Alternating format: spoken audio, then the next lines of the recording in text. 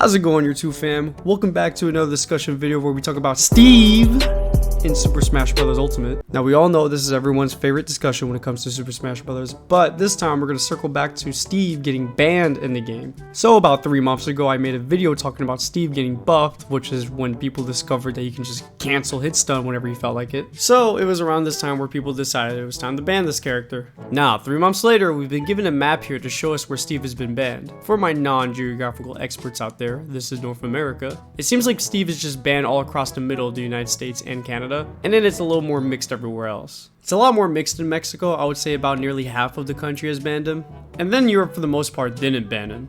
He's only banned in like one local in Italy, an event called Regen in the United Kingdom, and then there's a few localized bans here and there in France and Spain. Japan didn't ban him at all because they live by the learn the matchup motto. So he's not banned everywhere, but he's still banned in a lot of places. Now the question is, did we make the right call here? Well, I figured that for this video, we can take a look at a couple of Steve clips and see what he's been up to these past couple of months. He hasn't been banned everywhere yet, so there's still plenty of Steve action going on.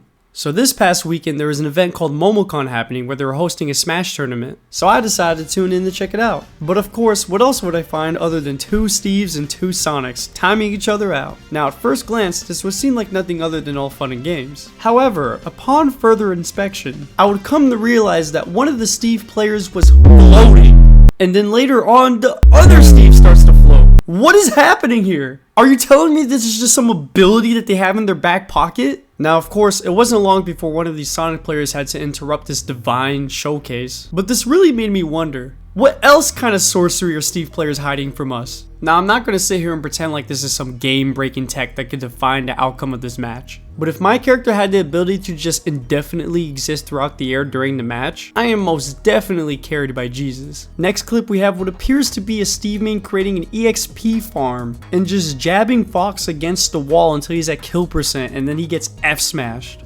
Now I want you to really construct this scenario in your head. Imagine you're taking Steve to Final Destination, the flattest, most empty stage in the entire game. But then your opponent activates Stage Builder, builds walls on the stage, and then starts comboing you to death against the wall. That is literally only possible with this Bob the Builder ass character. Or let's move on to this next clip where a Steve player gets footstooled right next to the bottom blast zone. Now if you pause this clip right here and ask me to bet $5 on whether or not Steve is going to survive this interaction, I would bet my house against your $5 that Steve is in no way surviving this. I mean, look at this. There is no way Steve is Oh, you gotta be kidding me. You mean to tell me that Home Slice dipped to the depths of hell, high five Satan, and then propelled himself back to ledge? This character is so cracked that he got knocked off stage again, taunted mid-air while he was off stage, and then recovered again. This has to be the only character in the game that can taunt mid-air while off stage. We have a few more clips coming up here. However, before we can get into those, y'all know what time it is. Y'all know what time it is. This video is sponsored by Manscaped.com. Only at Manscaped.com will you find the best tools and liquid formulations for your body, butt, and balls. Which is very important as a man since those are the parts that usually smell the most. Fortunately, I was able to get all of that in the Manscaped All-in-One Perfect Package 4.0. In this package, you'll find the Lawnmower 4.0 trimmer that is made with advanced skin-safe technology to greatly reduce the risk for nicks and cuts on the most sensitive parts of your body. It's even waterproof, so feel free to use it in the shower. It's also easy to charge with the wireless dock, so no need to worry about getting any ports wet. It has LED lights in the front to show you how much battery you got, which can last up to 90 minutes on a full charge, and if you tap the front button 3 times, you can enable travel lock, which will prevent the razor from accidentally turning on. Additionally, this package also comes with the Crop Preserver Ball Deodorant and the Crop Reviver Ball Toner Spray. And let me tell you, after adding this stuff to my routine, I've been feeling the most refreshed I've ever felt. After you finish your shower, you can use the Crop Preserver for all-day body odor protection. And the Crop Reviver is a convenient spritz with cooling aloe vera to quickly refresh the area whenever you need it. And additionally, wait, hold up. This thing comes with a newspaper? Yo! The Magic Mat has a ton of funny content, and if you're feeling a little ballsy, you can try out the hair design recommendations. And for a limited time, this kit comes with a Shed travel bag and a Manscaped anti-chafing boxer briefs. So there is no better time to get this kit than right now. Use the promo code You're Too Slow and get 20% off, plus free international shipping. Only at Manscaped.com. In this next clip, Fox gets grabbed at 0% and dies for it. Yeah, not much to say here, that's just stupid.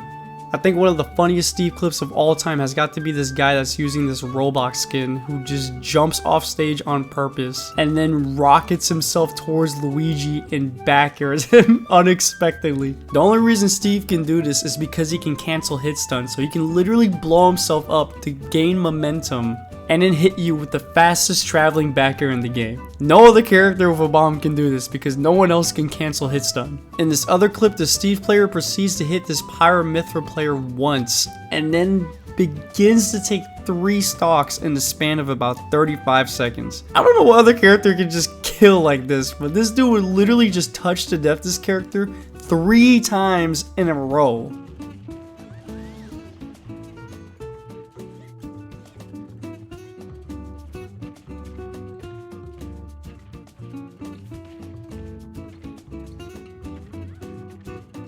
This is kind of giving me Smash 4 Bayonetta vibes. Now I want you to close your eyes and imagine this. You're getting timed out by a Steve player because they keep footstooling you. Yeah, Steve seems to be the only character in the game that can infinitely footstool you.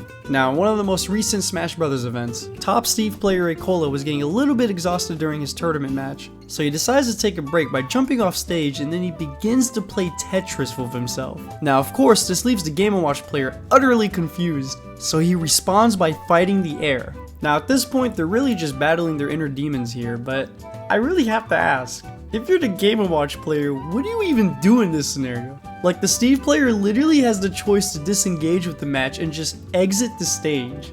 Now, of course, Acola, being the gentleman that he is, chooses to rejoin the battle after he has taken his long break. But I just really want to point out how utterly hilarious it is that Steve can even do this. Like, engaging in the match is not even a necessity when you're playing this character. It's literally just a choice. Now, of course, there's a bunch of other Steve clips that I can go over, but let's circle back to the original question here. Did Steve deserve his ban?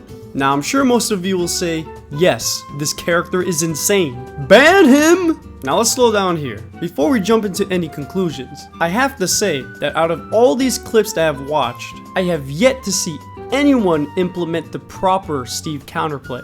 What's that, you may ask? What is the Steve counterplay? Well, I'm glad you asked. You see, I've actually made a step-by-step guide that can help any player vastly improve in the Steve matchup and potentially beat all of these Steve players. And lucky for you guys, I'm here to share it with you. Are you guys ready? Alright. The ultimate counterplay to beating Steve is